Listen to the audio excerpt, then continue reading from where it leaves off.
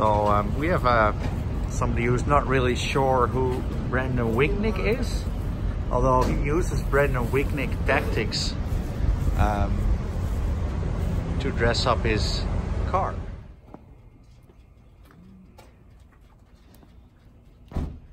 So we arrived over here in Phoenix. We're grabbing a Corvette, and it's really nice. It's like 3 a.m. We decided to drive up here to beat the traffic, and so nice is Drift Week competitor Nate.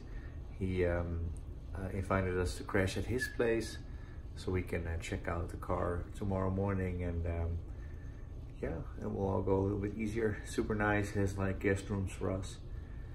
Thank you very much, Nate, and another cool Drift Week style adventure for us.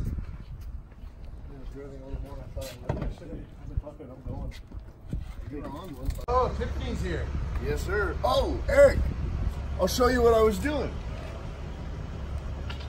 How much you want to bet I drive off the blue bag?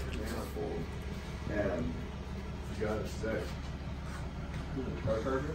No, this is my own. Maybe 8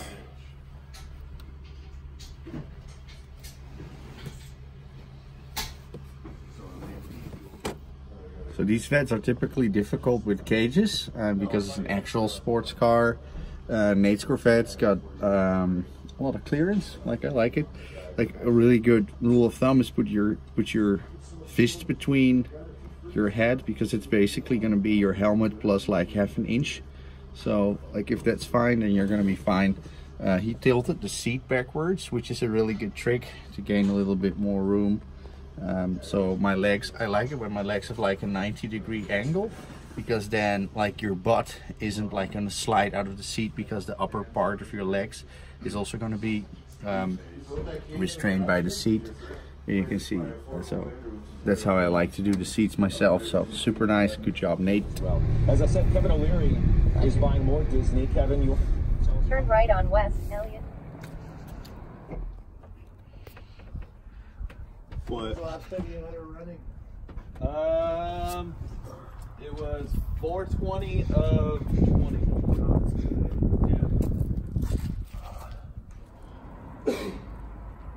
I remember when I was young and healthy. You're still young.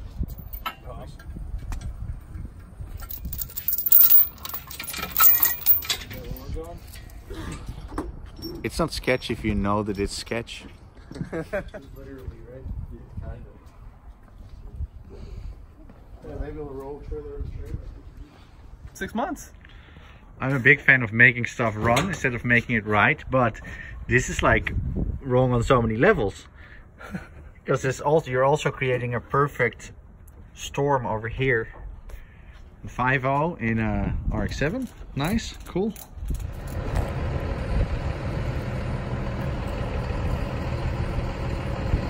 Up.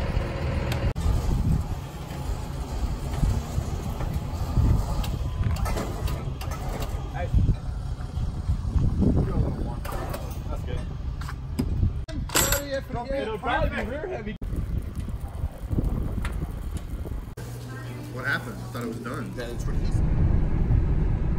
That's the big boy one. That's a... Yeah. That's it, exactly, right there. Easy 4.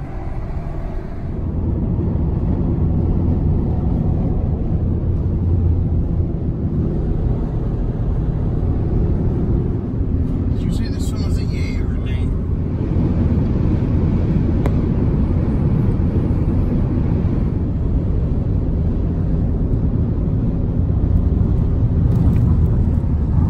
There's not even anyone here. There's no one even at the gate. Coming.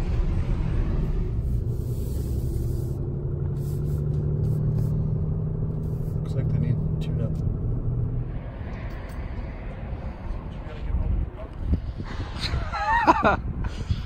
Yep.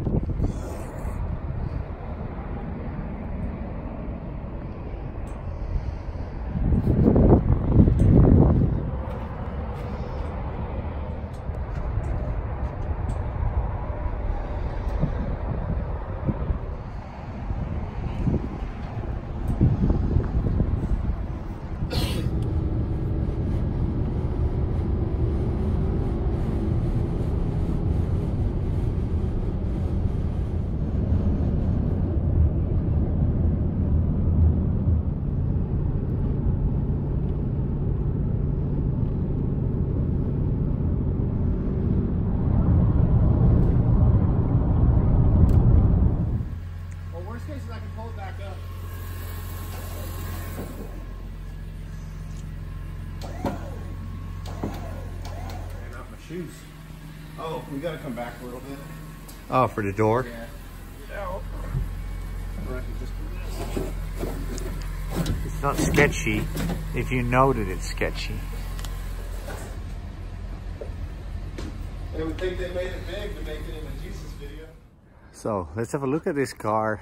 It's a C5. I kind of like C5s. I always say the biggest problem with C5s is that the C6 came around. So the C6 looks a little bit cooler, a little bit beefier, but before the C6 came around, everyone was like, whoa, C5 is such a good looking car. It was the first Corvette that came with the LS motor. Before that, I think in 97 or 98, the first C5s came, and it was the first Corvette to have that legendary engine. Let's have a look at this car. It's been drifted, and the previous owner kind of lost interest in it when the motor broke. And as you've seen, we've just picked it up from Arizona. So first thing you'll see here, it says a dual caliper setup. What I understand is that that's something that the owner made fit from an S14 kit. So haven't had a chance to check that out, but it's definitely interesting. I really like the dual caliper setup. It has a cage which looks super rusty, but it's only surface rust. It's actually really nicely welded, so I like the welds on this. Nicely done, fits really good. Corvette's a super difficult car to do a cage on. There's a nice old ratchet for a gear shift, chase base, handbrake. Looks like it's a different one than mine, a little different cylinder. The Corvette's over there, that's where the ECU is kept. Yeah, overall I really like Corvettes. Like when I was a kid, it was like my dream car. I liked it better than Ferraris and Porsches. Look at how he made the cage go all the way up to that roof. It's really difficult to do that all correctly. So really like that. If this cage gets a little bit cleaned up, it's going to be really fine. Look at how it follows the A-pillar. Pretty nice. There's a lot of spares with this car. Like there's the coolant reservoir, has some valve covers. It's probably from the old blown motor. It's like a center console, air filter. There's another set of ignition coils. It has an OMP seat, but the car's from Arizona, so it's probably been out in the heat.